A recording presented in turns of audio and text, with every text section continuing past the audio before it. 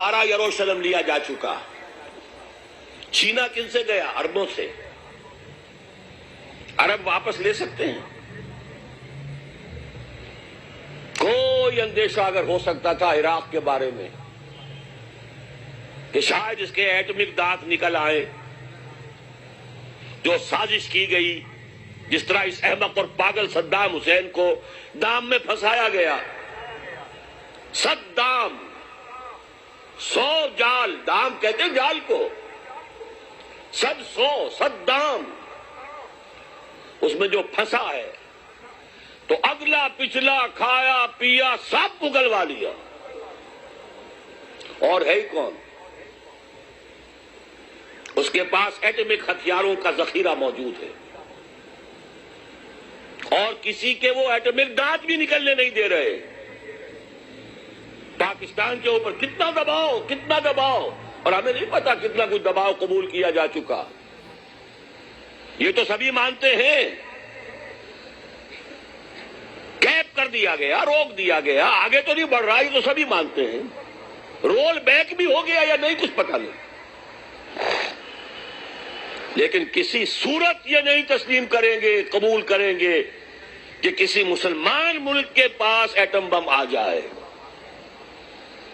یہودیوں کے پاس ذخیرہ موجود، سب جانتے ہیں. بہرحال یہ جان لیجئے اس علاقے سے امید ہوتی ہے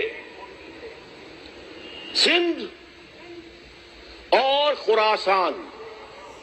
حالات بہت خراب ہیں ہمارے، اور حالات بہت خراب ہیں افغانستان کے بھی، لیکن حالات کے بدلتے اللہ تعالیٰ کی مشیت کے تحت دیر نہیں لگا کرتی. سیرت نبوی میں مجھے نظر آتا ہے سن 10 میں، 10 نبوی، ہجرت سے 3 سال پہلے، 2.5 سال پہلے، کہیں سے کوئی امید کی کرن نظر نہیں آتی تھی کہ عرب میں اسلامی حکومت قائم ہو جائے گی. 10 برس ہو چکے محمد الرسول اللہ کو دعوت دیتے ہوئے، اور ابھی تک بمشکل 125 آدمی ہیں. اپنے بل پر، اپنے طاقت پر مکے میں رہ بھی نہیں سکتے.